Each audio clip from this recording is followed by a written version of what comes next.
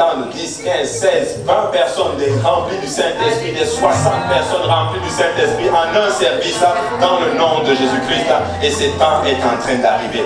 Amen. Alléluia. Et pendant que nous sommes debout, alléluia, nous allons prier pour la parole du Seigneur. Alléluia. Et nous allons aller dans notre enseignement. Comme ça, nous allons pouvoir finir tout.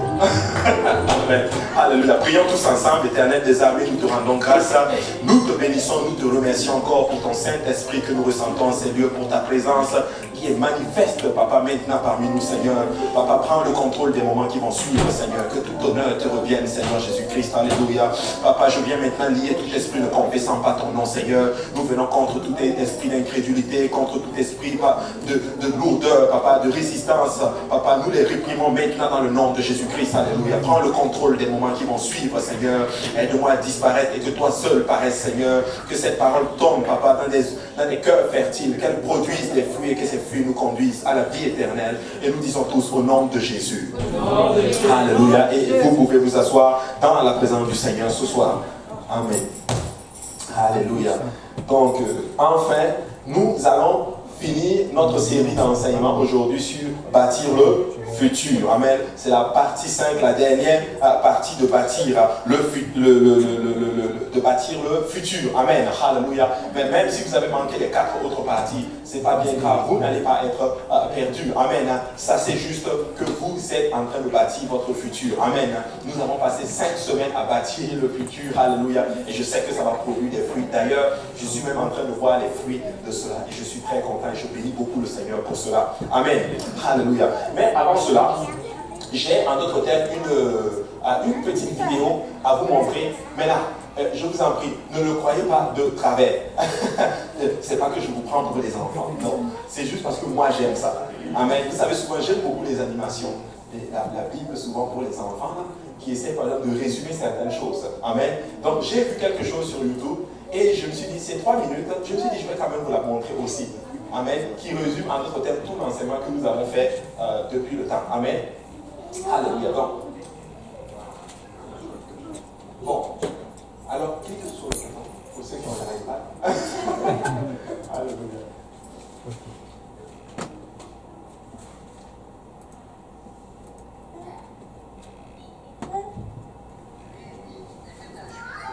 Artaxerxès, roi de Perse.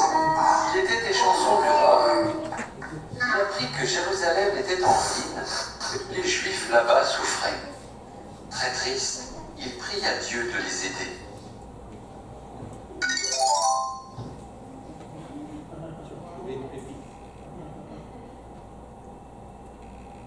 Dieu donna à Néhémie le courage de faire une demande spéciale au roi.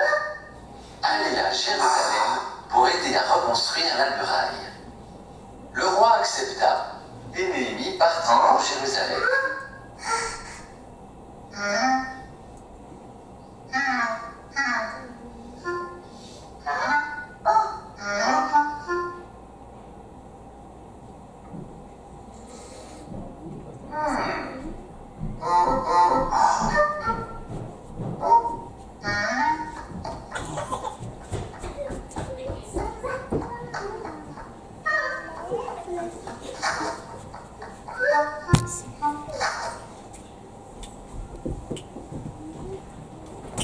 À son arrivée, Néhémie à Jérusalem dans un état épouvantable. Il y a énormément de travail, dit Néhémie au peuple.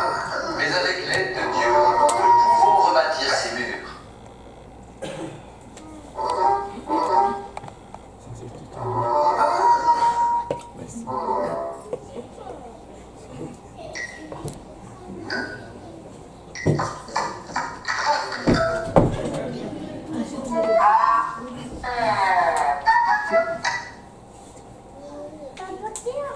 On se regroupa par famille et tout le monde se mit au travail.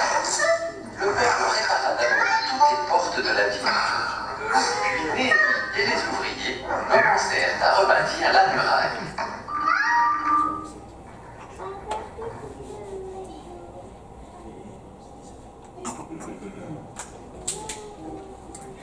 Internet veut nous faire défaut.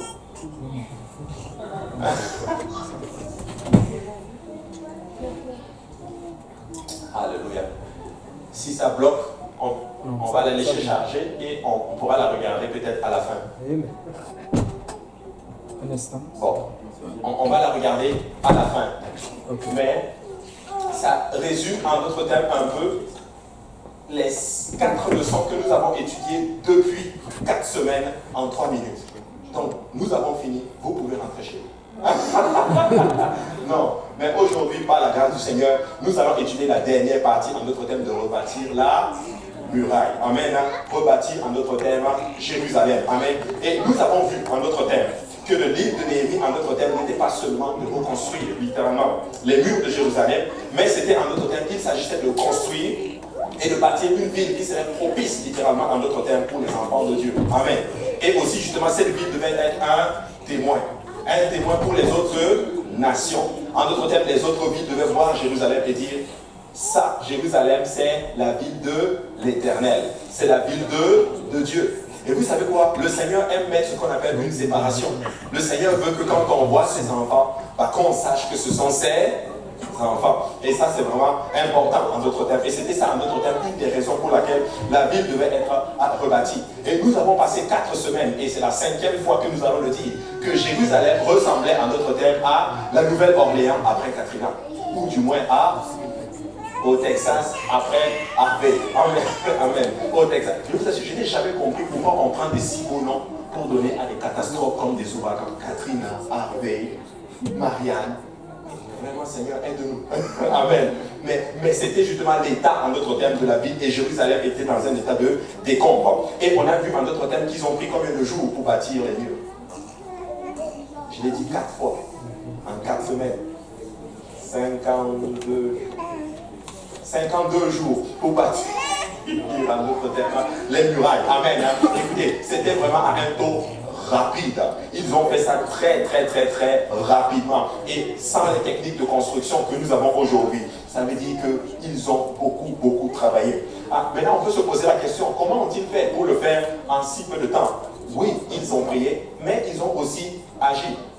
Et j'ai passé tout mon temps à dire au peuple de Dieu que nous allons prier, mais nous allons aussi agir.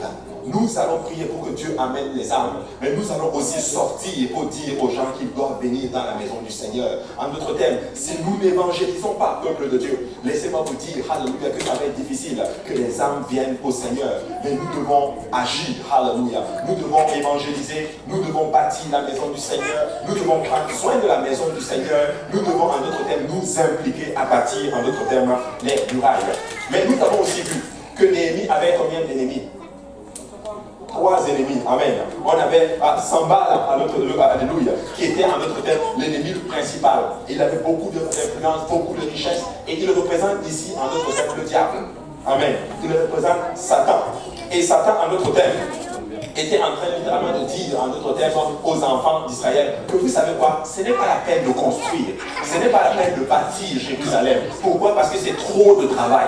Et souvent le diable va venir, il va te dire, non, tu sais, tu n'as pas vraiment besoin de faire tout ça. Écoute, tu peux rester chez toi, tu peux rester et faire comme tu voulais, ça va quand même bien aller. Et d'ailleurs, certaines personnes qui ne servent pas Dieu vont vous dire la même chose. Mais je ne sers pas Dieu, mais je l'aime, tout va bien.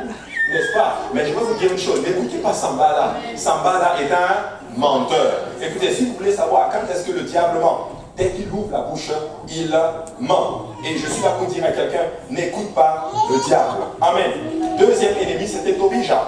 Tobija veut dire Jéhovah est bon. Littéralement étrange pour quelqu'un qui était opposé au peuple de Dieu. Amen.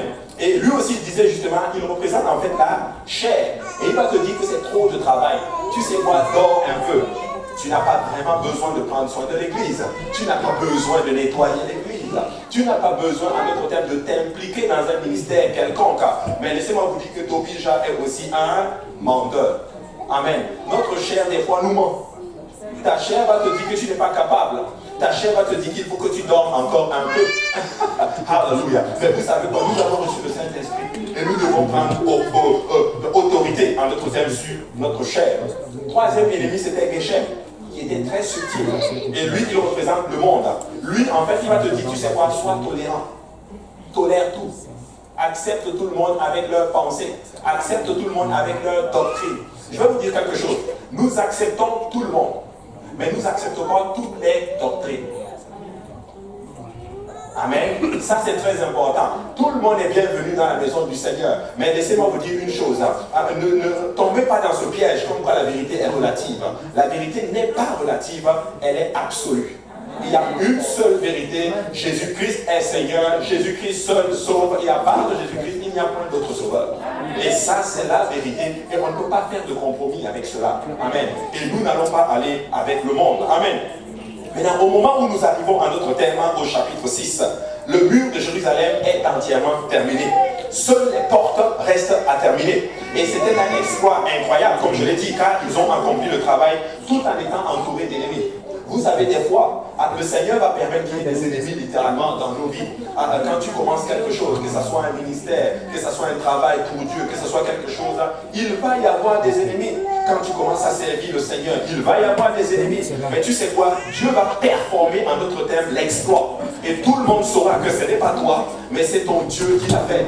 Parce que Dieu veut que tu saches, et ça c'est le frère André qui le disait un jour, Dieu veut que tu sois sûr, que le monde soit sûr que c'est lui qui l'a fait dans ta vie.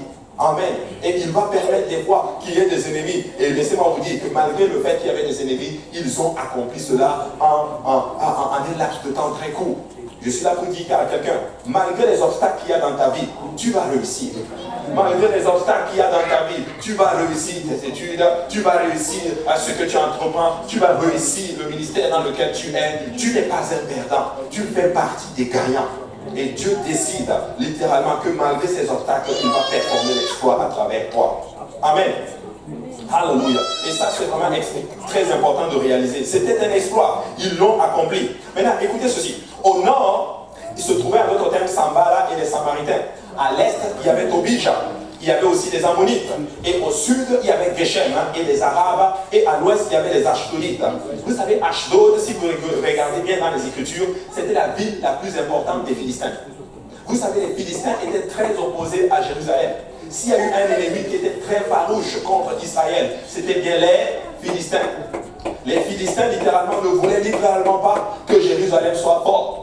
Les Philistins ne veulent pas, en d'autres termes, une nation de Dieu forte. Parce que quand le peuple de Dieu est fort, laissez-moi vous dire que rien ne peut ébranler l'Église. Écoutez ceci. J'ai dit qu'il fallait garder à l'esprit que nous sommes en train d'étudier un journal de 2500 ans. Maintenant, je vais rajouter 4 choses. Cette Église que nous sommes en train de bâtir, elle est forte, elle est puissante, elle est glorieuse et elle est inébranlable.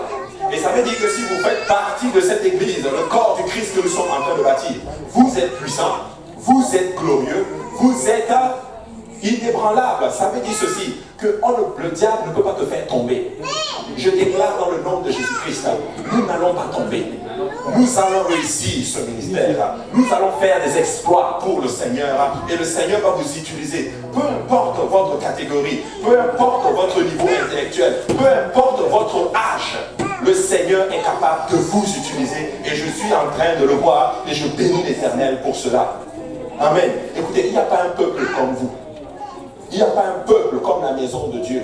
Il n'y a pas un peuple comme le peuple de Dieu. Et la parole de Dieu le déclare. Heureux le peuple qui a l'Éternel pour Dieu. En fait, heureux le peuple qui a Jésus-Christ pour Seigneur. Et devinez qui est ce peuple? C'est nous autres. Amen. C'est nous autres. Ils étaient opposés à ce que, en d'autres termes, Jérusalem soit forte. Comme l'ennemi ne veut pas que l'Église soit forte. Mais laissez-moi vous dire que l'Église est forte. L'Église n'est pas bâtie sur du sable. L'Église est bâtie sur le roc solide qui est notre Seigneur Jésus-Christ. Écoutez ceci. Tous les mouvements que vous voyez qui ont commencé, les méthodistes, les protestants et toute la gang, oui, je suis d'accord avec vous. Ils ont eu un réveil à un moment donné. Mais quand tu regardes leur mouvement, le mouvement n'est pas allé en montant, mais le mouvement est allé en descendant. Et je vous dis pourquoi. Parce qu'ils étaient fondés sur seulement une partie de la vérité. Ils ont eu la révélation sur une infime portion de la vérité. Mais je suis là pour dire à ce mouvement apostolique, elle ne va pas tomber parce qu'elle est fondée sur la plénitude de la vérité. Nous savons qu'il n'y a qu'un seul Dieu et son nom c'est Jésus-Christ.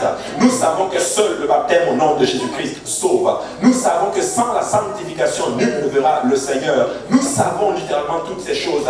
En d'autres termes, l'Église totale est complètement restaurée et elle ne va pas tomber. Elle ne va pas scinder. Et laissez-moi vous dire que les Philistins ont déjà perdu. Ils ont perdu dans ta vie parce que tu as décidé de servir le Seigneur. Et c'est à ce moment-là, alors que Jérusalem, les murs sont déjà finis, que les portes restent à mettre, c'est à ce moment-là, en d'autres termes, que l'ennemi change littéralement sa tactique. Vous savez, quand l'ennemi n'arrive pas à te faire tomber par une méthode, il va essayer d'autres méthodes pour te faire tomber.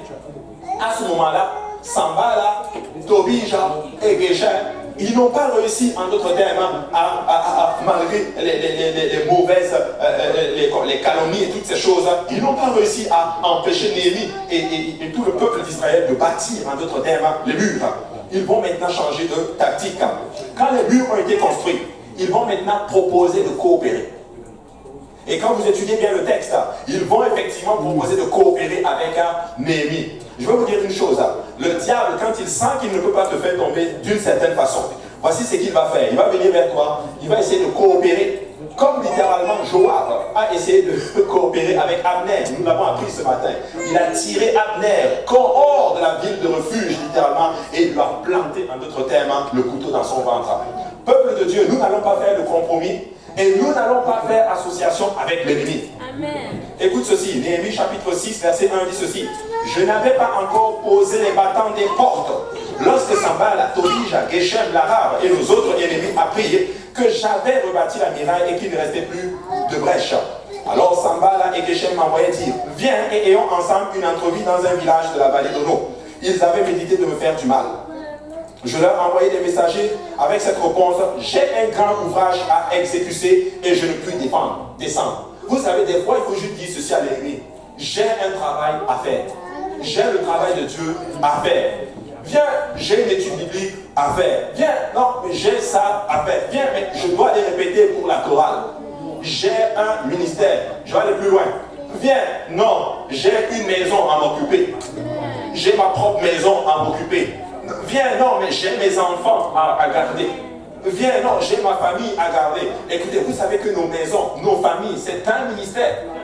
C'est ton premier ministère. Écoutez, ça c'est mon ministère. Mais mon premier ministère, c'est ma femme et mes enfants.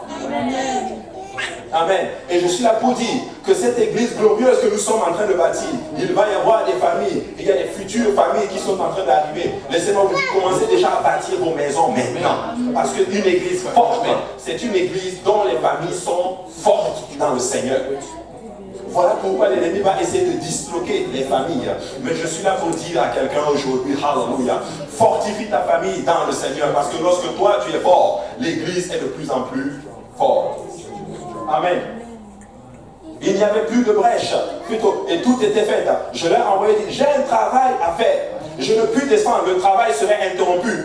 Pendant que je quitterai pour aller vers vous. Il savait une chose, que si lui il quitte, le travail serait interrompu. Écoutez-moi bien, dirigeant de ministère quelconque. Si vous sentez que votre absence va freiner quelque part, je vous en prie, ne vous absentez pas pour le moment. Baptisez d'abord, soyez-en sûrs que si vous n'êtes pas là, la relève est assurée et là, absentez-vous. Amen. Amen. Est-ce que je suis encore dans la Bible? Amen. Alléluia. Très important. Nous devons comprendre ce principe-là. C'est un principe très... Et le diable va souvent nous pousser à faire ces choses. Mais comprenez ceci, que si nous quittons et que le travail est freiné, nous devons, en d'autres termes, continuer à travailler. Le travail serait interrompu si je descendais et que j'allais vers vous. Maintenant, il m'adressait 4 fois la même demande et je leur fis la même réponse. Pas une fois, pas 2 fois, pas 3 fois, 4 fois. Tu sais, le diable n'est pas fatigué de venir, en d'autres termes, essayer de te faire tomber. En passant, lui, il ne dort pas, il ne chante pas. Nous ne devons pas prendre le congé de prière. Pasteur David l'a fait dans la Bible. Ou du moins, si je peux l'appeler pasteur, je vais appeler le frère David, en d'autres termes, à essayer de le faire. Mais laissez-moi vous dire qu'il n'a pas pris ses responsabilités. Il est tombé avec Bathsheba. Vous savez quoi? Un enfant est né de cette relation. Révélation, cet enfant est maintenant. Amen. Très important. Nous ne devons pas faire accès au diable. Regardez Éphésiens 4, 27 dit ceci. Et ne donnez pas accès au diable.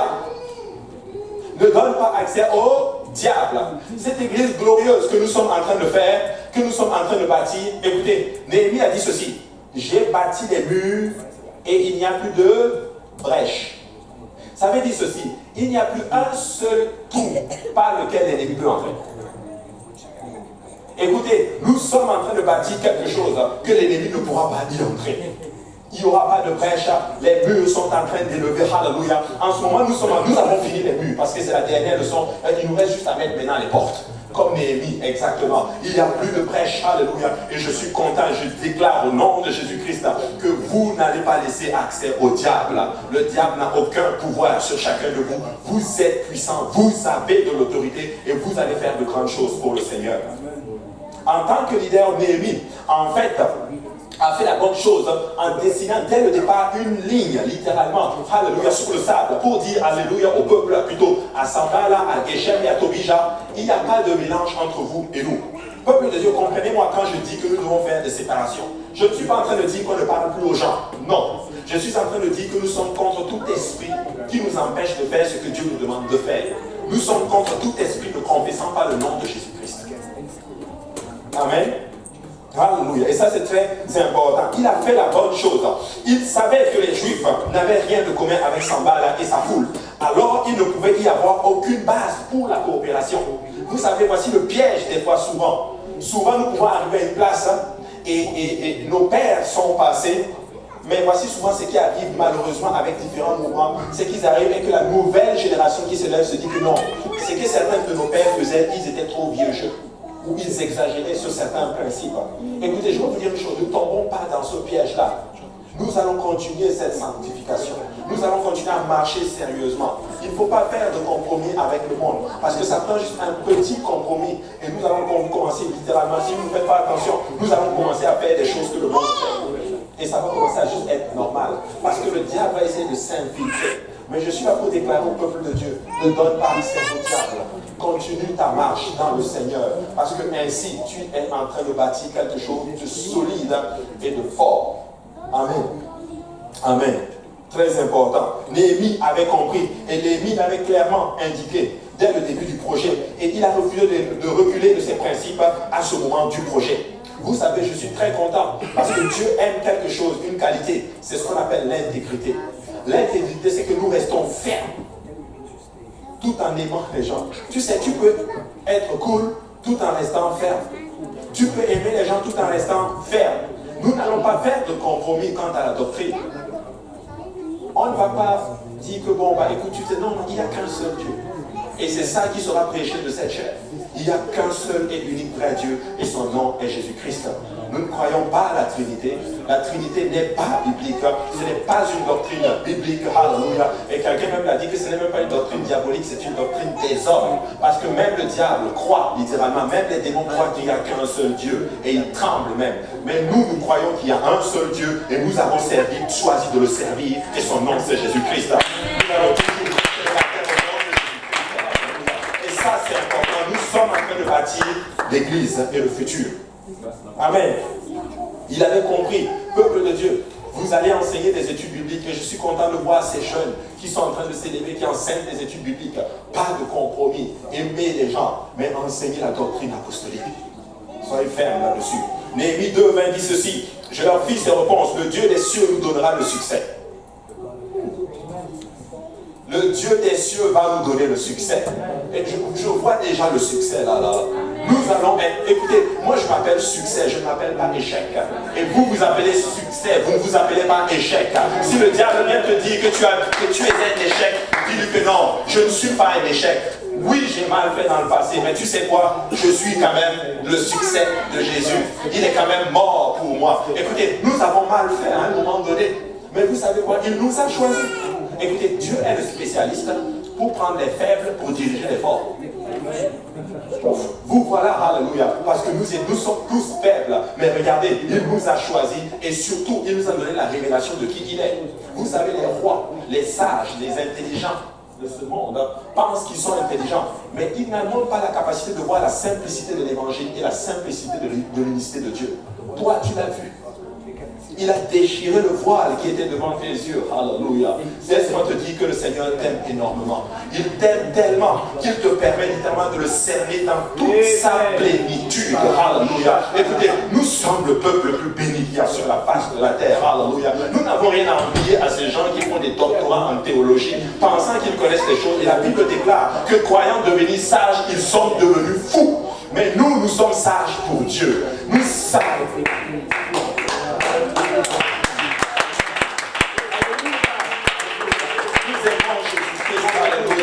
Béni soit le Seigneur pour la révélation de qui il est. Ce n'est pas donné à tout le monde.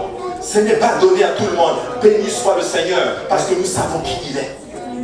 Nous ne servons pas un Dieu que nous ne connaissons pas. Nous connaissons qui est Jéhovah. Écoutez, quand ses pieds ont foulé le sol que lui-même a créé, alléluia. Écoutez, beaucoup d'entre eux n'ont pas eu la grâce. Même les apôtres, pendant tout le temps qu'ils ont vécu avec le Seigneur Jésus, ne savaient pas qu'il était Dieu dans la chair. C'est après sa résurrection qu'ils ont cru, qu'ils ont su que nous étions avec l'Éternel. Nous étions avec Jéhovah. Et Jésus déclare, si vous cherchez le Père, celui qui vous cherche le Père, je suis le Père. Il est le Père. Alléluia. Écoutez, quelle puissance sur laquelle l'Église est bâtie. Alléluia. Mais nous, il dit, mais vous n'avez ni part, ni droit, ni souvenir dans Jérusalem. Regardez 2 Corinthiens 6, 14 dit ceci, ne vous mettez pas avec les infidèles sous un joug étranger. Qu'est-ce que l'apôtre est en train de dire ceci? Il est en train de dire ceci, n'arrive pas à une place, alléluia, qu'au-delà même de la pression, tu commences à faire des compromis. Tu commences à abandonner tous ces standards de sanctification, ces standards que le Seigneur lui-même a établis pour te garder littéralement sain et sauf. N'arrive pas à cette place. Please, ne sors pas de la ville de refuge. Please, ne sors pas d'Hébron. Ne sors pas de Séchem. Ne sors pas de Ramoth. Ne sors pas, alléluia, je ne sais plus, de Kedesh. Amen. Ne sors pas, je les ai notés ici, ne sors pas de Kémet, ne sors pas de Golan, ne sors pas de Bézère, ne sors pas de Sichem, ne sors pas d'Hébron. Je les ai notés des villes de refuge. Alléluia. Écoutez, ne sors pas de l'arche littéralement, ne sors pas de l'église. Alléluia. Ne sors pas de l'église. Regarde ceci. Quel accord y a-t-il entre le Christ, ou du moins, ou plutôt, quel rapport y a-t-il entre la justice et l'iniquité? Ou qu'y a-t-il de commun entre la lumière et les ténèbres? Écoutez, nous étions dans les ténèbres. Christ nous a sortis des ténèbres. Quand on dit que nous étions dans les ténèbres, ça veut dire que certains d'entre nous, je connais vos vies. Je sais ce que vous faisiez quand vous étiez dans le monde. Mais aujourd'hui, par la grâce du Seigneur, vous vivez dans la sanctification. Vous aimez Jésus-Christ. Alléluia. Et je vois des mamans là, ici, là. Ce n'est pas facile de se lever le matin, préparer les enfants et venir à l'église. C'est très difficile. Mais vous le faites. Vous avez vos familles. Certains d'entre vous, vous travaillez. Certains d'entre vous, vous avez l'église. Mais je vous vois dans la maison du Seigneur. Écoutez, je bénis le Seigneur pour ce qu'il a fait en vous. Ce n'est pas un homme qui peut faire cela. C'est le Saint-Esprit qui donne la conviction dans vos cœurs pour que vous puissiez faire ce que vous êtes en train de faire. Personne ne vous force à le faire. Écoutez, maman, je vous bénis dans le nom de Jésus-Christ. Continuez ce que vous êtes en train de faire. Le Seigneur n'a pas encore fini de finir avec vous. Vous êtes, en d'autres termes, la porte, littéralement. En fait, vous êtes littéralement la porte de la bénédiction de vos familles. Papa, écoute-moi très bien si tu es là aujourd'hui. Je me parle aussi. Alléluia. Tu dois persévérer. Persévère. Alléluia. Ce n'est pas facile. Mais laisse-moi te dire que tu as choisi la bonne part. Un temps viendra, la trompette va sonner et nous allons nous reposer éternellement dans le Seigneur. Quel rapport y a-t-il littéralement entre Christ et Bélial? Ou quelle part a le fidèle avec l'infidèle? Vous savez quoi? C'est très important de réaliser ce que nous sommes en train de faire. Je vois certaines personnes, et je vais parler un peu aussi des célibataires. Alléluia. Vous savez, moi je suis très fier de nos jeunes. Je sais que ce n'est pas facile pour eux, mais je suis très fier parce que vous vous préservez littéralement. Alors que dans le monde, ils font n'importe quoi pour satisfaire leur passion. Vous avez donné vos vies dans le Seigneur et vous vivez dans la sanctification. Écoutez, persévérez parce que c'est ainsi qu'on bâtit une famille solide pour le Seigneur. Persévérez parce que c'est ainsi littéralement que vous êtes en train de sanctifier les enfants que vous allez avoir, le mari ou la femme que vous allez avoir, c'est dans vos gardants purs. Amen. Il n'y a pas de écoutez, il n'y a pas de lien littéralement. Écoutez, soit tu es propre, soit tu ne l'es pas. Mais je suis content de voir que des gens propres là dans le Seigneur par Jésus-Christ. Amen. Amen. Quel rapport y a-t-il entre le temple de Dieu et les idoles? Tu es le temple de Dieu. Tu es le temple de Dieu. Jésus-Christ habite en toi. Vous savez quoi? Tu es le tabernacle. Vous savez dans le verset quand on dit que toute la plénitude de la divinité a habité corporellement en Jésus-Christ. Vous savez ce qui est écrit en grec? A tabernaclé en Jésus-Christ. Ça veut dire que tu es un lieu dans lequel le Tout-Puissant habite. Qu'est-ce que ça veut dire? Ça veut dire ceci, que tu es sanctifié. Tu es sanctifié. Et surtout, automatiquement, tu es consacré pour lui. Waouh, consacré pour lui. Écoutez, toute personne est consacrée. Il y en a qui enseignent qu'il y a juste des consacrés. Mais moi, je crois que toute personne qui accepte Jésus, obéit à l'évangile, rempli du Saint-Esprit, qui vit dans est consacré au Seigneur. Consacré veut dire que tu es mis à part pour Jésus. Mais quand tu obéis à l'évangile, tu es mis à part pour Jésus. Donc nous sommes tous consacrés au Dieu Tout-Puissant. N'est-ce pas ce qu'il déclare? Vous êtes un sacerdoce royal. Nous sommes tous des sacrificateurs. J'étais sous ma douche la dernière fois et le Seigneur m'a parlé. Des fois, il me parle sous la douche et je ne sais pas pourquoi il fait ça. Il m'a dit ça. Vous savez ce qu'il m'a dit? Il m'a dit, tu es un sacrificateur. Mais voici la particularité du sacrificateur. C'est que le sacrificateur avait pour rôle d'officier. C'est-à-dire qu'il amenait les autres dans la présence de Dieu. Donc nous avons, en d'autres termes, le devoir, en tant que sacrificateur, d'amener d'autres personnes dans la présence de l'Éternel. Voici mon ministère de sacrificateur. Amen. J'officie, je fais le sacrifice pour que la présence de Dieu tombe, mais j'étais littéralement, en d'autres termes, le sacrificateur est le pont entre Dieu et le peuple. Mais il dit ceci, que c'est tout le monde maintenant qui peut faire cela. Ça veut dire que tu peux être dans ton lieu de travail, tu vas être le pont entre Dieu et ton collègue de travail. Tu vas être le pont entre Dieu, littéralement, et tes collègues d'école. Tu vas être littéralement Dieu, le pont entre Dieu et ceux-là, littéralement, qui sont autour et qui ne connaissent pas Jésus. Parce que tu es sacrificateur. Amen. Très important. Très important. Quel rapport y a-t-il entre Dieu et les idoles? Car nous sommes le temple du Dieu vivant. Comme Dieu l'a dit, j'habiterai et je marcherai au milieu d'eux. Je serai leur Dieu et ils seront mon peuple. C'est pourquoi sortez du milieu d'eux et séparez-vous, dit le Seigneur. Ne touchez pas à ce qui est impur et je vous accueillerai. Waouh! Je serai pour vous un père et vous serez pour moi des filles, des fils et des filles, dit le Seigneur Tout-Puissant. Ayant donc de telles promesses, bien-aimées, purifions-nous de toute souillure de la chair et de l'esprit, en achevant notre sanctification dans la crainte de Dieu. Écoutez, cette église glorieuse que nous sommes en train de bâtir, écoutez, je prie, hallelujah, et c'est une de mes prières, que la crainte de Dieu sente dans le cœur, hallelujah, de chaque fidèle, hallelujah. Écoutez, ayez la crainte de Dieu. Nous devons craindre le Seigneur. Craindre le Seigneur, ça ne veut pas dire que nous avons peur de lui. Non, nous n'avons pas peur de lui. Nous l'aimons, hallelujah. Mais la crainte dont je parle, c'est que nous ne voulons pas l'offenser parce que nous l'aimons. Nous l'aimons. Vous savez, je peux dire littéralement, j'aime ma femme, je n'ai pas peur de ma femme, mais il y a certaines choses que je ne vais pas faire tout simplement parce que je l'aime.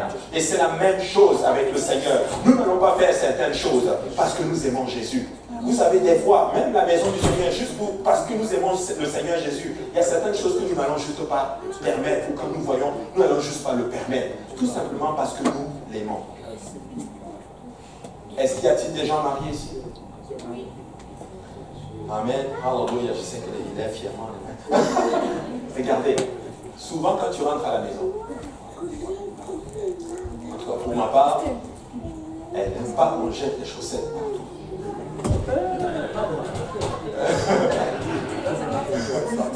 Souvent, dès que tu rentres, dès la porte, tu enlèves les chaussures, tu enlèves les chaussettes, tu les laisses ici. Puis maintenant, tu rentres. Mais écoutez, et si on faisait ça pour notre cher époux, qui est notre Seigneur Jésus, si on mettait les chaussettes dehors, non, je plaisante. Je veux juste dire ceci, nous allons prendre soin de sa maison parce que nous l'aimons. Amen. Le peuple de Dieu est différent des gens du monde et doit toujours maintenir littéralement une séparation de l'esprit. une séparation de l'esprit. Écoutez, ne me comprenez pas de travers. Quand je parle de séparation, je ne suis pas en train de dire que là tu sors maintenant, oh c'est un gars du monde, non, je ne parle plus. Ah, un gars du monde, non, c'est pas de ça que je parle. Comme la dame ce matin, écoutez, elle voulait rentrer dans une synagogue pour se réchauffer parce qu'elle avait froid. On lui a dit, écoute maman, tu n'as pas le droit d'y entrer parce que tu n'es pas juive. Ouf. Mais je rends grâce à Dieu, hallelujah, pour l'église du Nouveau Testament. Je rends grâce à Dieu pour le tabernacle de David. Le tabernacle de David n'avait pas de voile de séparation, hallelujah. Tout le monde est béni. Elle est venue dans la maison du Seigneur et elle s'est réjouie dans la maison du Seigneur. Et elle a ressenti de l'esprit que dans leur synagogue aujourd'hui, ils ne ressentent plus. Ils le ressentaient dans le temps, mais ils ne le ressentent plus. Mais nous ressentons l'esprit en fait parce que en fait la vraie synagogue c'est nous aujourd'hui. Amen. Très très très important de comprendre cela. Amen. Donc quand je parle de séparation, ce n'est pas de ça que je parle. Je ne te parle plus. Non. Séparation, ça veut dire que je ne fais pas ce que les gens du monde font. Ils mentent, je refuse de mentir. Ils volent, je ne vole pas. Ils trichent, je ne triche pas. Ils se détestent, moi je ne veux pas détester les gens. Je veux vivre comme mon Seigneur Jésus-Christ, mon Père a vécu. Amen. Vous savez, Néhémie a refusé d'être influencé par leurs offres répétées. Et si leur offre était fausse la première fois, ce serait aussi faux la deuxième, la troisième et la quatrième fois. Tu sais quoi, si le diable littéralement ne t'aime pas aujourd'hui, ne pense pas que c'est demain qu'il va t'aimer. Amen. Sinon, il t'aime pas, Mais laisse-moi te dire que Jésus-Christ ne t'a pas seulement aimé aujourd'hui. Il t'a aimé. En fait, quand tu étais même pécheur, il t'a aimé. La Bible déclare que alors que nous étions impies, Christ est mort pour nous. Alors que nous vivons pour lui maintenant. Je ne sais pas quelle dose d'amour il a pour nous. Écoutez, il nous aime. Hallelujah. Écoutez, peu importe ce que tu as fait. Et certains d'entre vous, je suis convaincu que vous n'êtes pas fiers de votre semaine passée. Mais je déclare dans le nom de Jésus que vous aimez Jésus-Christ et il vous aime. Tu as mal fait, c'est pas grave, nous avons tous mal fait. Mais vous savez quoi? Je cours vers mon Seigneur qui est Jésus-Christ, alléluia. Je l'aime et je sais qu'il va m'accueillir à bras ouverts. Et voici l'erreur de beaucoup de personnes. Ils font des erreurs, mais ils ne vont pas venir dans la maison du Seigneur parce qu'ils ont honte. Écoute, je suis là pour te dire, même si quand tu fais des erreurs, cours vite dans la maison de Dieu. Et quand tu ne fais pas d'erreur, cours vite dans la maison de Dieu. Amen. Amen. Très important. Leurs offres étaient fausses. Écoutez, les discussions basées sur les opinions, nous pouvons peut-être les revoir. Mais les discussions qui sont basées sur les convictions bibliques ne peuvent jamais être modifiées. Vous savez, on peut peut-être discuter sur les méthodes, sur comment nous allons faire avancer peut-être les choses. Les méthodes peuvent changer, mais la doctrine ne change pas. On ne discute pas là-dessus. On peut discuter sur les méthodes, sur les façons de fonctionner. Et peut-être souvent qu'on fait mal. Et ensemble, par l'aide du Seigneur, nous grandissons peut-être avec l'aide du Seigneur. Les méthodes changent. Regardez, tout récemment, une méthode a changé. On avait les fraternités. Aujourd'hui, on ne les a plus. Pourquoi? Les fraternités, ce n'est pas que c'était mauvais. Non, ça a été bon pour un temps. Et maintenant, c'est un autre plan qui a été mis pour ce temps-ci. Qui sait, peut-être que ça va changer. Mais vous savez quoi? Le baptême au nom de Jésus-Christ reste le baptême au nom de Jésus-Christ. Jésus-Christ reste toujours Seigneur et lui seul est toujours assis sur le trône. Il n'y a personne à côté de lui. Il n'y a personne, en fait, dès qu'il ouvre la tête, quand il lève la tête, c'est encore lui. Il va là, c'est encore lui. Là, c'est encore lui. Là, c'est encore lui. En fait, c'est juste lui. Amen. Nous ne pouvons pas changer littéralement. Maintenant, certains pensent littéralement que parce que nous avons changé les méthodes des fois, au cours des années même, nous pouvons aussi envisager de modifier notre message. Écoutez, nous, moi je bénis le Seigneur pour le message apostolique. Vous savez quoi? Ce message, des fois je m'assois et j'y pense. Ce message a fait de nous ce que nous sommes. J'ai été musulman toute ma vie. Je vous dis, s'il y a un esprit qui est très fort, c'est l'esprit islamique. Mais écoutez, le Saint-Esprit est capable de briser n'importe quel esprit. Amen. Peu importe l'esprit qui te tourmente, le Saint-Esprit le détruit au nom de Jésus-Christ. Ce message est puissant. Nous devons nous y accrocher. Nous devons nous y accrocher. Écoutez, je prêcherai ce message jusqu'à ma mort, je vous dis. Écoutez, j'aime le message, j'aime l'unicité de Dieu. J'aime prêcher qu'il y a qu'un seul unique. J'aime prêcher le pasteur. Vous savez, quand je baptise, j'aime baptiser les gens. Quand je plonge les gens au nom de Jésus-Christ, je suis tellement content. Et je suis souvent dans le je dis, Seigneur, mais qui suis-je? Qui suis-je pour que tu prennes quelqu'un comme nous, alléluia, pour ouvrir le ciel et le permettre d'entrer dans ta grâce, alléluia. Écoutez, même si c'est à 4h du matin, appelez-moi, je viendrai baptiser la personne. J'aime ça. J'aime ça. Et ça, et je suis content de voir un peuple qui aime cela, alléluia. Je suis en train de sortir un peu de mes notes, mais le Seigneur est bon. Certains pensent parce que nous allons changer notre message et notre conviction de vie. Non. Nous n'allons pas changer nos convictions de vie. Écoutez, nos convictions de vie, ça fait en d'autres termes la solidité littéralement de nos familles. Vous savez, à mon travail, beaucoup d'entre eux, quand ils parlent, oh j'ai tel problème, oh je suis en train de divorcer, oh je suis en train de faire ceci, oh je suis en train de faire cela. Et récemment, j'étais en train de faire un travail et je parlais avec mes formatrices et on parlait de famille et je lui ai montré les photos de ma famille. Tu peux sentir qu'il y a quelque chose qui a tapé dans son cœur. Mais vous savez quoi? Elle n'a pas cela. Pourquoi? Parce qu'ils auront une relation. Après, ils sont avec quelqu'un d'autre. Après, il est avec quelqu'un d'autre. Après, il est avec quelqu'un d'autre. Et sa vie est juste bousillée, littéralement, si on peut dire. Sa vie est en désordre. Pourquoi? Parce qu'ils refusent, littéralement, ces méthodes de vie, de se sanctifier. Écoutez, ils ont mis Dieu dehors. Mais voici la société, qu'est-ce qu'elle tombe. Mais nous n'allons pas mettre Dieu dehors. Je vais inviter Dieu à rentrer dans ma famille parce que c'est lui qui solidifie ma famille. C'est lui qui garde mes enfants. C'est lui qui garde mon couple. J'aime Dieu en Dieu. Et c'est lui qui fait de moi quelqu'un de bien. Amen. Amen. Écoutez, ne faites pas. C'est un mensonge qu'on vous dit, oh tu perds ton temps en allant à l'église. Écoutez, la plupart des gens qui vont à l'église, ils ont des familles solides. Amen. Ils ont des familles solides. Pourquoi aujourd'hui le taux de divorce est tellement élevé? Pourquoi aujourd'hui les enfants sont perdus? Vous savez pourquoi? Parce qu'ils ne veulent plus de Dieu dans leur maison. Oh, on va essayer de faire sans toi, Seigneur. En fait, voici ce que les gens font maintenant. Ils ouvrent leur porte, ils disent Jésus, sors, Satan, viens. Ils ferment la porte, ils la ferment même à clé. Ils jettent la clé à la mer. Et maintenant, ils crient littéralement. Nos enfants sont troublés. Et on commence à leur donner des pilules pour les calmer. Parce que les enfants sont hyper actifs. Mais écoute-moi très bien. Si tu m'écoutes, écoute, laisse sortir Satan. Et permets à Jésus-Christ d'entrer dans ta maison. Et tu vas voir que tes enfants vont grandir. Alléluia. Pour sa gloire. Amen. Amen. Écoutez, nous ne pouvons pas changer cette méthode de vie. Vous savez, nous sommes jeunes. Mais vous savez quoi? Nous avons réalisé littéralement qu'est-ce que le monde a perdu. Amen. Ils ont tout perdu. Et le diable a compris la solidité d'une famille lorsqu'elle est brisée littéralement. C'est ça qui fait que l'église n'est plus forte.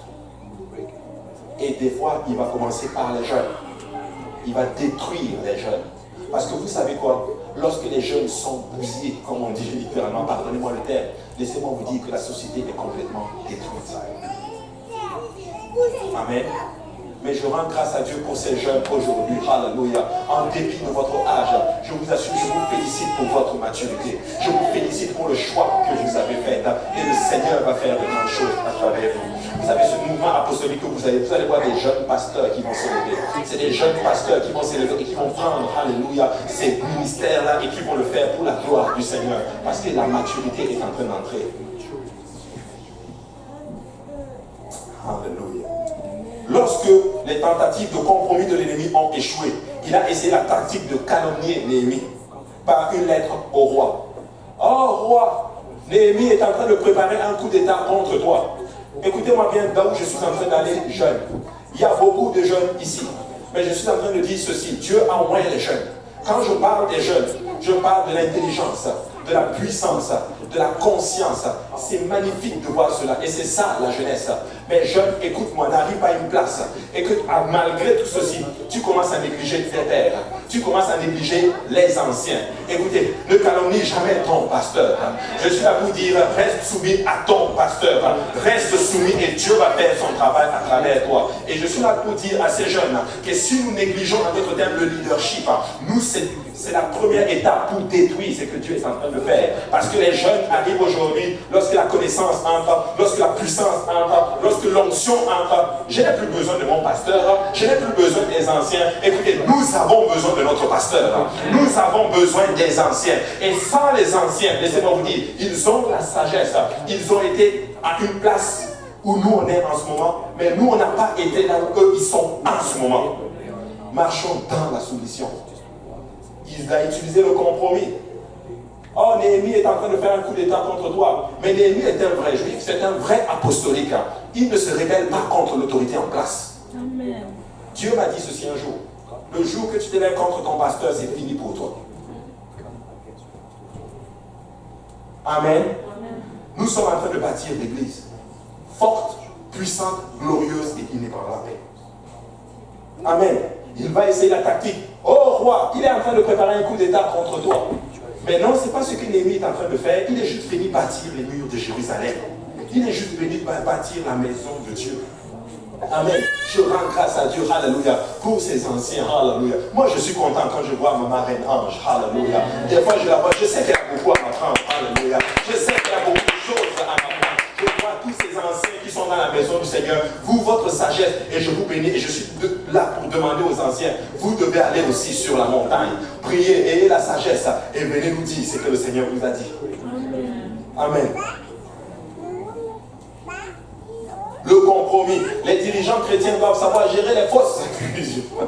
Mais une lettre vicieuse, littéralement, pour faire tomber à Néhémie. Mais laissez-moi vous dire que ce sont des armes que l'ennemi va utiliser, en d'autres termes, pour faire perdre, pour faire perdre et faire tomber littéralement son œuvre. Mais Néhémie n'a pas commis cette erreur-là. Vous savez, Néhémie 6,15 dit ceci: la muraille fut achevée le 25e jour du mois d'Élul, en 52 jours. Lorsque tous nos ennemis la prirent, toutes les nations qui étaient autour de nous furent dans la crainte. Elles éprouvaient une grande humiliation et reconnurent que l'œuvre s'était accomplie par la volonté de notre Dieu. Écoutez, certains d'entre vous, vous allez faire des choses. Et quand le monde va vous voir, ils vont dire: ouh, l'Éternel travaille vraiment dans la vie de la personne. L'Éternel travaille dans la vie de la personne. Je vais prendre l'exemple du mariage du frère Jules. J'y étais à son mariage. Il y a quelque chose, et je sais que certains d'entre vous, vous êtes frappés par ça. Ça m'a frappé lorsque une de ses amies, une amie à la soeur, à sa femme, s'est levée dire: oh, dès qu'elle a donné sa vie à Dieu, notre amitié a pris un coup. Vous vous rappelez de cette histoire? Oui. Mais vous savez ce qui m'a le plus frappé? Oui, elle a témoigné. Oui, elle a témoigné. Mais la question, je veux savoir, quelle est elle sa vie maintenant? Amen. Toujours pardon. Amen. Mais moi, je suis là pour déclarer qu'elle aussi va servir le Seigneur un jour. Et ça m'a frappé. Et là, j'étais content de voir que quelqu'un a fait le bon choix. Et voici les résultats. Vous savez quoi? La sanctification, c'est le résultat de notre salut. Écoute, parce que je suis sauvé, je vis la sanctification. Amen. Quand je vois quelqu'un de saint, c'est le résultat de son salut. Donc, nous sommes sauvés pour vivre dans la sanctification, pour produire des bonnes œuvres. Amen. Et là, ils ont éprouvé une grande humiliation. Oh, Dieu a agi. Cette amie ne pouvait être la seule chose qu'elle peut dire: Dieu a travaillé dans la vie de son ami. Parce qu'il n'y a que Dieu qui peut faire ce que tu es juste en train de voir cela. De ses propres mains, nous ne pouvons pas faire cela. Si nous servons le Seigneur, tes amis verront, disons, Dieu est en train de travailler dans ta vie. Et ils vont reconnaître que ton Dieu est Seigneur. À la fin du chapitre 6, le mur est fini. Mais cela marque seulement une nouvelle étape dans la guerre spirituelle pour l'instant. Néhémie doit protéger ce qui est établi. Nous venons de finir de bâtir les murs, vous le savez. Mais nous devons maintenant garder littéralement ce que nous avons fait. Vous savez, quand quelqu'un donne sa vie à Dieu, le plus difficile, ce n'est pas que la personne obéisse à l'évangile. La personne va obéir à l'évangile, le Saint-Esprit est là. Mais souvent, la chose la plus difficile, c'est de garder la personne. C'est de garder littéralement ce qui a été produit, ce qui a été fait. Et souvent, j'ai l'impression que nous avons une place où nous avons l'impression que la finalité, c'est le baptême au nom de Jésus-Christ, baptême du Saint-Esprit finito. Non. c'est juste le début. Mais nous devons commencer maintenant à prier, à établir des murs pour garder ce qui a été établi et ce qui a été bâti. Nous allons bâtir, mais nous devons garder ce que nous avons bâti. Mon frère, ma soeur, écoute-moi très bien. Si tu gagnes une bataille, laisse-moi te dire que tu vas te battre pour garder cette bataille. Tu vas te battre pour garder les promesses de Dieu dans ta vie. Tu vas te battre pour garder littéralement ta relation avec le Seigneur. Parce que lui ne veut pas te laisser vivre pour le Seigneur. Et même si tu bâtis des murs, il va essayer de les détruire. Mais tu sais quoi? On va bâtir les murs et nous allons aussi garder ces murs. Amen. Nous allons les garder. Vous savez, ce n'était pas encore fini. Maintenant, comment il fait ceci? C'est le thème du reste du livre. Si vous lisez tous les chapitres, littéralement, vous allez voir que c'est les techniques que Néhémie est en train de mettre en place pour garder en d'autres termes ce qui a été bâti. Vous savez, Satan reste dans la bataille, même après qu'il semble avoir perdu. Amen. Il ne prend pas de congé. Lui ne dort pas. Lui ne dit pas, oh ok, moi je vais prendre congé aujourd'hui. En fait, je reviens, c'est ma semaine de relâche. Je reviens. Non, il travaille 24 heures sur 24, 7 jours sur 7. Amen. Donc, nous devons aussi, à notre thème, travailler 7 jours sur 7, 24 heures sur 24. Alléluia, le Seigneur est bon. Écoute, fais ce que tu peux et laisse le Seigneur faire le reste pour toi. Amen. Amen. Comment il fait? C'est le thème, littéralement. Beaucoup de chrétiens insouciants ont gagné la guerre, mais ensuite ils ont perdu la victoire. Vous savez, certains gagnent une petite bataille, ils sont contents. Mais comme des fois nous relâchons et nous reperdons la victoire. Tu sais, tu dois persévérer jusqu'au bout. Jésus a dit ceci, c'est celui qui persévère jusqu'au bout, c'est celui-là qui sera sauvé. Si tu t'es rebaptisé au nom de Jésus, tu t'es repenti, baptisé au nom de Jésus, rempli dans le Saint-Esprit, c'est pas fini. Tu ne dois pas arrêter là. Il faut que tu persévères jusqu'au bout. Il faut que tu persévères parce que c'est celui qui persévère qui sera sauvé. Je vais encore leur expliquer parce que la répétition est pédagogique. Il y a 3 étapes dans le salut.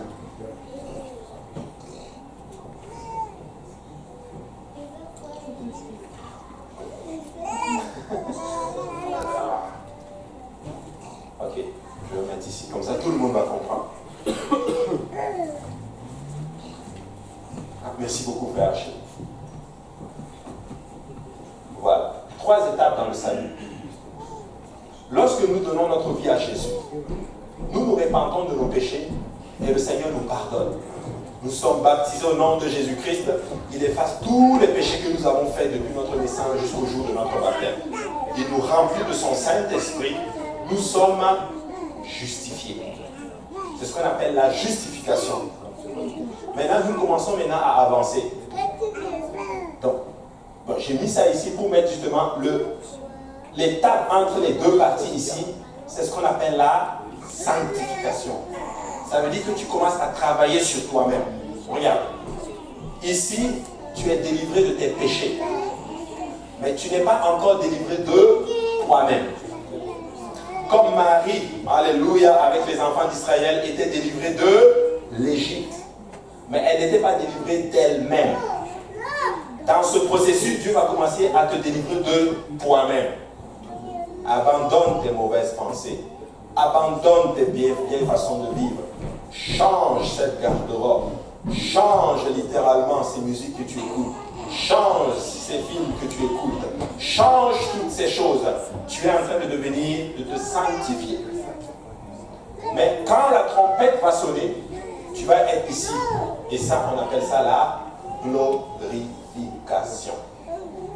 En d'autres termes, ici, tu as gagné une victoire. Mais ici, tu as gagné la guerre. Et je déclare au nom de Jésus-Christ que nous allons tous être ici. Nous allons gagner.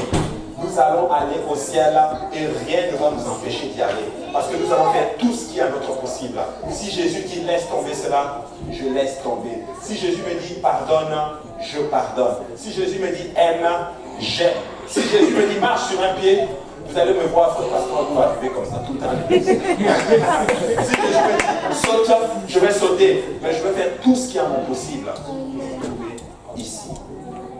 Amen. Alléluia. Maintenant, et ça, c'est ce que nous devons faire. Merci beaucoup, frère. Et ça, c'est ce que nous devons faire. Il faut protéger ce que le Seigneur a fait en toi. Parce que ça ne sert à rien de quitter l'Égypte si tu vas périr dans le désert. Reste en Égypte à ce moment-là. Mais si je quitte l'Égypte, je dois aller à Canaan. Alléluia. Et ça, c'est très, très, très important. Luc 4,13 dit ceci. Après avoir tenté de toutes ses manières, le diable s'éloignait de lui jusqu'au moment favorable. Le diable a tenté de Jésus. Il a tenté de toutes les manières. Et vous savez les trois voies par lesquelles il a tenté. Après avoir fini cela, qu'est-ce qu'il a fait? Il l'a laissé tranquille. Pourquoi? Parce qu'il a compris que tu sais quoi? Lui là, laisse-le. Laisse-le, il est vendu à Dieu. Regardez, dans la Martin, c'est dit ceci. Et quand toute la tentation fut finie, ça veut dire ceci, qu'une tentation, peut-être qu'il y en a une autre deuxième, peut-être qu'il y en a une troisième. Il va les essayer toutes sur toi. Il va essayer la convoitise de la chair. Il va essayer l'orgueil de la vie. Il va essayer l'orgueil, littéralement, la convoitise des yeux, pour te faire tomber. Mais laisse-moi te dire que si tu persévères, il va te laisser tranquille. Et tu vas aller littéralement et tu vas être glorifié. La David dit ceci, qu'ayant accompli toute tentation, le diable se retira d'avec lui pour un temps. Amen. Pour un temps. Ça veut dire souvent que des fois il va te laisser, mais ça ne veut pas dire que tu restes là. Ok, il m'a laissé, c'est bon, alléluia, je relâche. Non, tu restes sur tes gardes. Parce qu'il s'est éloigné pour un temps. Il va tout faire pour te faire tomber. Mais laisse-moi te dire, reste solide, reste sur tes gardes. Et tu vas voir que le Seigneur va faire de toi quelqu'un, alléluia, de victorieux.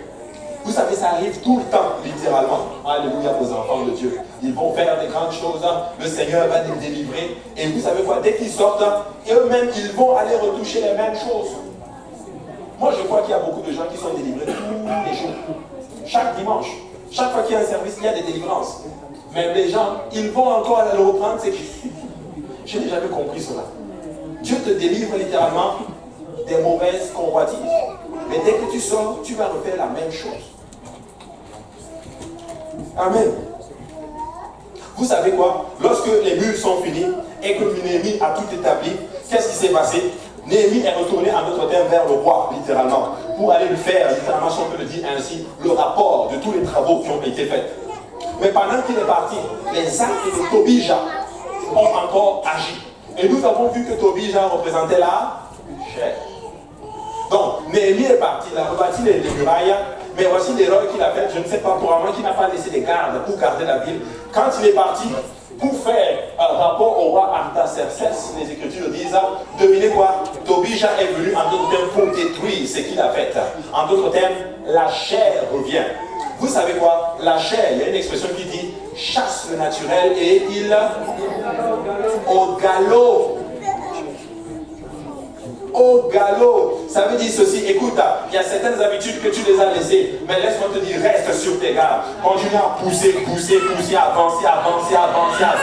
Parce que si tu n'arrêtes pas, ces mêmes habitudes vont revenir. Écoutez, je vais être honnête avec vous. Souvent, ça arrive que tu ne pries même pas le matin. Dès que tu sors, il y a une vieille musique là que tu écoutais dans le temps qui commence à revenir littéralement dans ta tête. Wow! Et nous devons continuer littéralement. Nous devons toujours nous protéger contre le remplacement à notre terme de Néhémie. Vous savez, Néhémie représente ce qu'on appelle le leadership. Et un jour, je vais enseigner là-dessus. Amen. Un jour, je vais enseigner là-dessus sur ce qu'on appelle comment on appelle ça?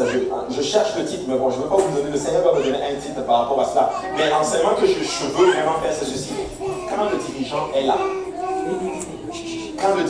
là, vous regardez le livre des juges, il y avait une particularité. Il vivait pour Dieu quand le juge était vivant. Mais quand le juge mourait, il retombait dans l'idolâtrie. Vous savez ce que ça veut dire? Ça veut dire que souvent, que des fois, le pasteur n'est pas là. Mais quand le pasteur n'est pas là, relâche-toi. Mais quand le pasteur est là, tout le monde est sur ses gardes. Tout le monde est à l'heure.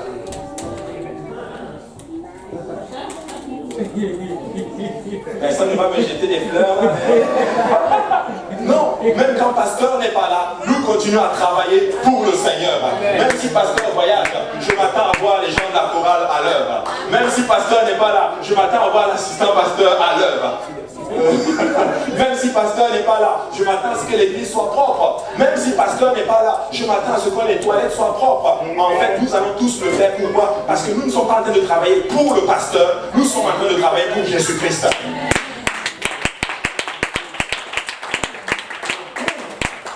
Néhémie est parti, Tobija est reparti. Pourquoi? Et le peuple a encore retombé. Écoutez, nous ne voulons pas cet esprit, alléluia, qui a touché les enfants d'Israël. Quand le juge mourait, il tombe dans l'idolâtrie. Alléluia. Écoutez, nous bénissons le Seigneur pour notre pasteur. Nous aimons notre pasteur. Alléluia. Nous restons sous notre pasteur. Mais dès que si notre pasteur voyage, il nous a donné assez d'instructions et assez d'enseignements pour pouvoir continuer, alléluia, ce voyage tout seul. Amen. Alléluia. Maintenant, qui est-ce qui va faire cela? Nous allons faire cela dans le nom de Jésus-Christ. Alléluia. Même si le pasteur n'est pas là, on prend les choses à cœur. N'est-ce pas? On prend les choses à cœur. Maintenant, Néhémie, chapitre 13, et j'ai bientôt terminé. À partir du verset 4, dit ceci. Avant cela, le sacrificateur Eliashib établi dans les chambres de la maison de notre Dieu et parents de Tobija avait disposé pour lui une grande chambre où l'on mettait auparavant les offrandes, l'encens, les ustensiles, la dîme, du blé, du mou et de l'huile. Ce qui était ordonné pour les Lévites, les chantres et les portiers, et ce qui était prélevé pour les sacrificateurs. Waouh! Vous savez ce qui s'est passé? Néhémie est parti. Mais Tobija avait un parent qui était haut placé dans le temple. Il avait même une chambre dans le temple. En d'autres termes, c'est comme si on avait préparé quelque part une chambre pour la chair. Vous savez quoi? Des fois, c'est ce que nous faisons souvent. En d'autres termes, nous ne voulons tellement pas abandonner nos vieilles façons de vivre que nous faisons une chambre pour notre chair. Tu fais une chambre pour, en d'autres termes, continuer à faire les choses que tu faisais dans le passé. Non, la chair n'a aucune. Quand je parle de la chair, ce sont ces choses que tu peux faire naturellement, mais qui ne sont pas bonnes pour toi, littéralement. Pour toi, littéralement. Et ça, écoute-moi très bien. Si tu as du mal avec une relation, et que tu sers Dieu, et que tu as coupé cette relation, et que tu as du mal vraiment, si tu as coupé vraiment, assure-toi de ne même pas être dans le même collimateur que la personne, sinon tu vas tomber dans la fornication. Pourquoi? Parce que ta chair en demande. Et c'est pas que c'est un désir que Dieu lui-même a imparti en nous. Mais il a mis le contexte dans lequel nous devons le consommer. Amen. Très important. Écoute, je n'étais point à Jérusalem quand tout cela eut lieu, car j'étais retourné auprès du roi la 32e année d'Artaxerxès, roi de Babylone. À la fin de l'année, j'obtiens du roi la permission de revenir à Jérusalem. Et je m'aperçus du mal qu'avait fait Eliashib en disposant une chambre pour Tobija dans le parvis de la maison de Dieu. Dans le parvis de la maison de Dieu. Écoutez, ça c'est souvent ce qui arrive lorsque nous permettons à la chair d'entrer littéralement dans la maison de Dieu.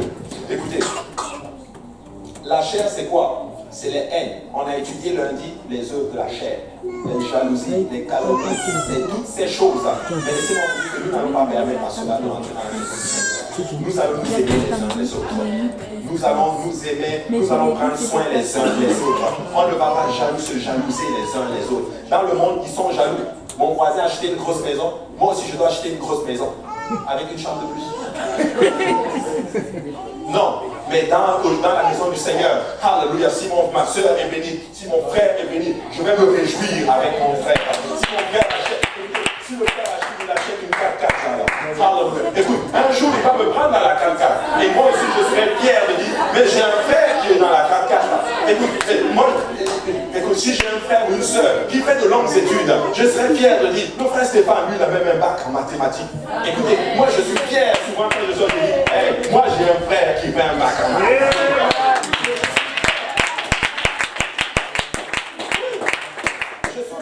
Et je suis très content de voir cela. Quand ma soeur est bénite, je suis content de dire, mais moi j'ai une soeur qui est bénite, alléluia, attention là, tout. Je me réjouis, alléluia. Pourquoi? Parce que nous sommes un corps.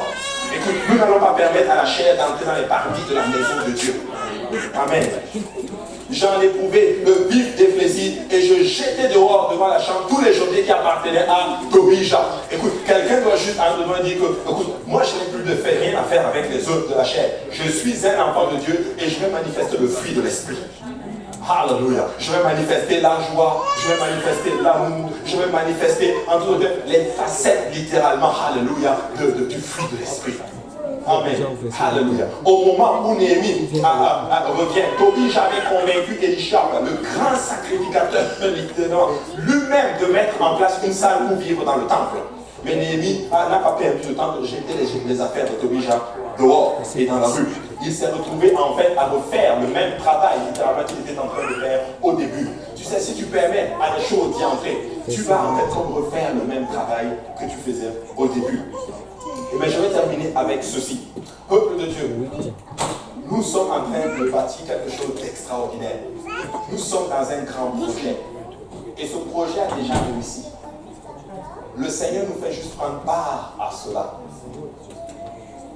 Mais nous allons juste nous aligner à comme Dieu veut que nous nous alignions. Parce que nous voulons littéralement prendre part à cela. Parce que quand Dieu veut quelque chose et que nous nous alignons à cela, devine quoi? Ça arrive avec des bénédictions pour nous. Mais ça n'arrive pas avec comme des malédictions, littéralement. Comme la tour de Babel, par exemple. Il a eu sa volonté, mais avec des conséquences. Vous savez, la tribu d'Asser avait comme particularité, c'est eux qui produisaient l'huile pour le sacerdoce dans le temple. Mais vous savez ce que Dieu a dit à la tribu d'Asser? Tes pieds vont baigner dans l'huile. Vous savez ce que ça veut dire? Ça veut dire ceci. Tu vas en produire l'huile, mais toi-même tu vas baigner dans l'huile. Parce que dans la tradition, je dis, quand quelqu'un se noyait les cheveux d'huile, c'était quelqu'un qui était riche en fait. C'est la prospérité en fait. Mais Dieu dit ceci. Toi, Asser, tes pieds vont même baigner dans l'huile. Parce que tu produis de l'huile pour le sacerdoce. En fait, tu es là pour faciliter le travail de Dieu. Parce que sans toi, il ne peut pas y avoir de sacrifice dans le tabernacle. Il ne peut pas y avoir d'office. Mais parce que toi, tu es là pour produire de l'huile, laisse-moi te dire que je veux faire de telle sorte que tes pieds vont même baigner dans l'huile. Si vous facilitez le travail de Dieu, Dieu va vous bénir. Il va vous bénir financièrement. Et je ne suis pas un prédicateur de la prospérité, mais je déclare que financièrement, vous allez être assis. Certains d'entre vous allez faire des $100 de l'heure. Et vous allez financer l'œuvre de Dieu. Tel temps arrive, vous allez acheter des bâtisses cash. On ne va pas prendre de crédit à la banque. On va acheter cash. Parce que Dieu va bénir le peuple de Dieu. Parce que je crois que tout est dans le corps du Christ. Écoutez, Dieu bénit son peuple. Heureux le peuple qui a l'éternel pour Dieu. Maintenant, est-ce qu'il y a des gens ici qui veulent faire partie de cette église grande, glorieuse, puissante et inébranlable? Alors élevons-nous tous ensemble. Alléluia. Et je vais terminer avec ce passage-là. Alléluia. Tu sais, dans Luc 19:12, la Bible dit ceci. Il dit donc, un homme de haute naissance s'en alla dans un pays lointain pour se faire investir de l'autorité royale et revenir ensuite. Il appela 10 de ses serviteurs, leur donna 10 000 et leur dit, faites-les valoir jusqu'à ce que je revienne. Faites-les valoir jusqu'à ce que je revienne. Qu'est-ce que ça veut dire? Ça veut dire que tout ce que le Seigneur a imparti en nous, comme talent, comme intelligence, comme toutes ces choses, Dieu s'attend à ce que nous les fructifions. Et Dieu s'attend littéralement à ce que tu n'es plus au même niveau. Amen. Donc, je vous bénis dans le nom de Jésus-Christ. Que le Seigneur pose sa main sur chacun de vous. Qu'il vous fortifie, alléluia. Qu'il vous amène à une autre dimension dans votre relation avec lui. Et je déclare, alléluia, que vous faites partie de cette église glorieuse. Vous n'allez pas tomber. Vous allez vivre heureux. Vous allez être content de servir le Seigneur. Et vous allez le faire avec joie, sans contrainte. Je bannis la contrainte. Je bannis le fait que tu vives même pour Dieu parce que tu ne veux pas aller en enfer. Non. Tu vis pour Jésus parce que tu t'aimes. Vous aimez Jésus. Et ceux qui aiment Jésus-Christ, vous invitera à venir. Alléluia. Nous allons lui témoigner juste amour. Après la prière. Merci Seigneur Jésus. Alléluia.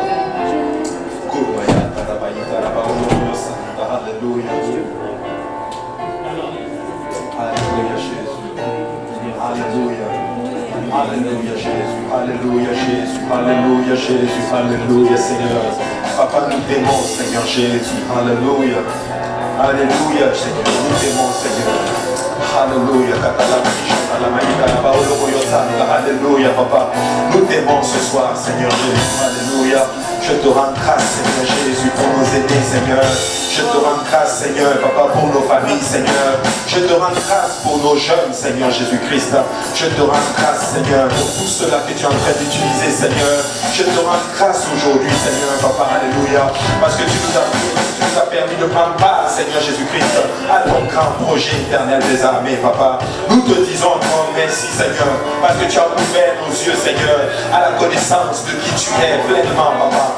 Nous te disons encore merci Seigneur Jésus-Christ pour les pasteurs Seigneur Papa, des hommes de Dieu Seigneur que tu as mis dans nos vies Seigneur, que tu les conduises, que tu les diriges Seigneur Jésus-Christ, alléluia. Papa, je t'en prie Seigneur, dépose maintenant Papa un esprit Seigneur de crainte Papa, alléluia. La crainte de ton nom dans nos cœurs Seigneur Jésus-Christ, alléluia. L'amour de ton œuvre dans nos vies Seigneur Jésus-Christ. Solidifie nos vies Seigneur et nos familles Seigneur. Solidifie nos enfants Seigneur. Préserve-les Seigneur Père éternel de cette société Seigneur. Préserve-les Seigneur. Utilise-les, qu'ils grandissent Seigneur dans la connaissance de qui tu es Seigneur. Répands Seigneur une double portion de ton onction Seigneur sur toute personne ici Seigneur Jésus-Christ, alléluia. Alléluia. Alléluia Jésus, alléluia Jésus, alléluia Jésus, alléluia. Alléluia Jésus, alléluia Jésus, alléluia Jésus. Alléluia Jésus.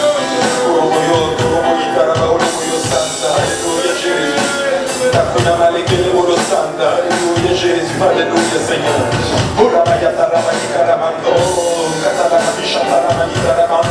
Alléluia. Alléluia Jésus, alléluia Jésus, alléluia Jésus. Alléluia Jésus, alléluia Jésus. Alléluia Jésus.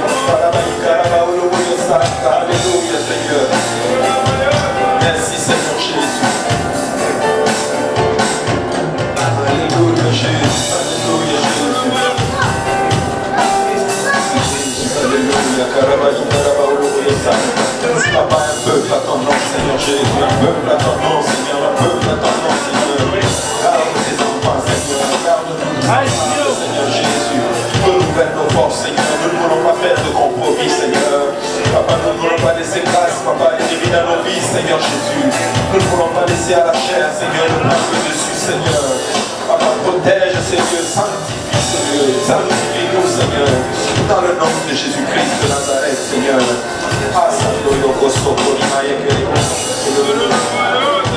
Alléluia Jésus.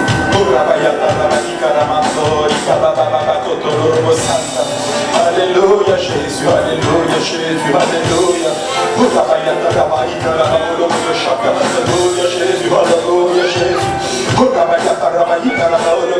Alléluia Jésus, alléluia. Gloire au nom de Jésus, gloire au nom de Jésus, gloire au nom de Jésus, alléluia. Papa, sois béni, sois glorifié Seigneur, je t'aime Seigneur. Papa, ton peuple t'aime aujourd'hui Seigneur. Alléluia Jésus, alléluia.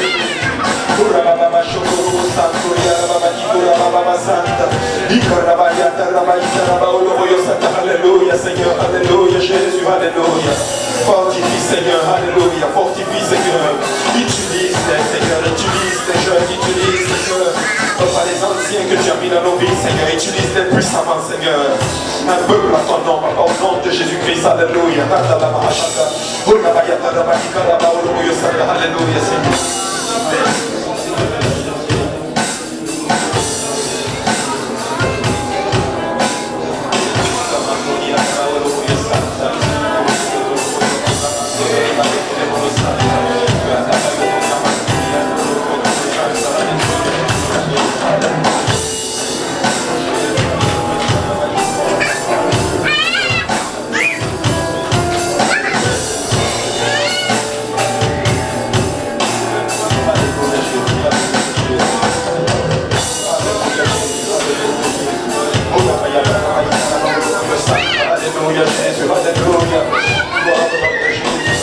nom de Jésus. Alléluia. Alléluia.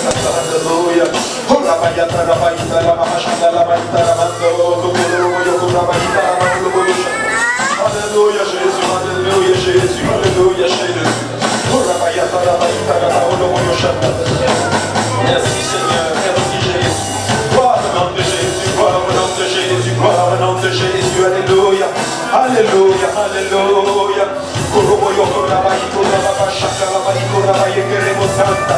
Alléluia, Alléluia. Alléluia.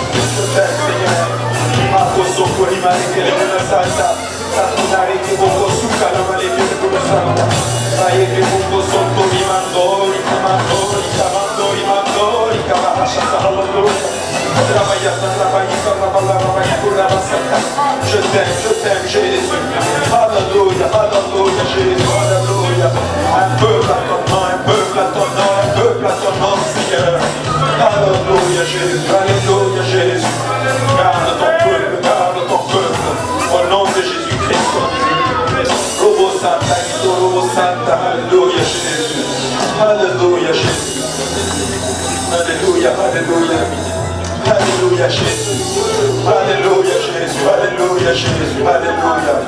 Alléluia. Merci Seigneur. Merci Jésus. Alléluia Jésus. Alléluia. Merci Seigneur. Alléluia. Merci Seigneur. Que le Seigneur vous bénisse abondamment. Alléluia. Peuple de Dieu. Alléluia. Merci Seigneur. Merci Seigneur. Alléluia. Occupe le territoire que le Seigneur a donné. Occupe le territoire et garde tout ce que l'Éternel te donne comme bénédiction. Persévère, garde-le. Le diable va toujours essayer de se mêler de ta vie. Mais laisse-moi te dire que tu as déjà gagné. Et garde le territoire que le Seigneur te donne. Garde ce que le Seigneur te donne. Alléluia. Alléluia, Jésus.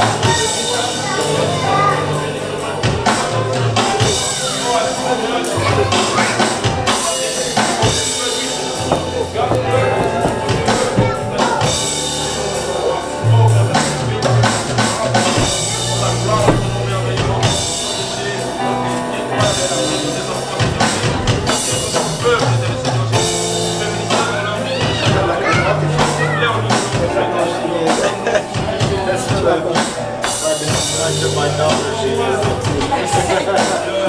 trying to exercise the curve on my back. They jump on me,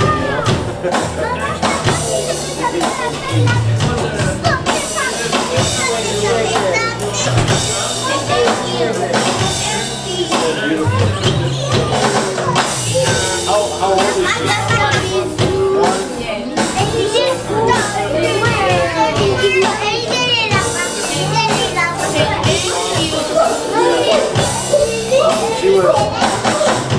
We were sitting behind you this morning, and she was looking up over your shoulder, and she was smiling at me this morning. So cute. Kamu dulu, kamu dulu,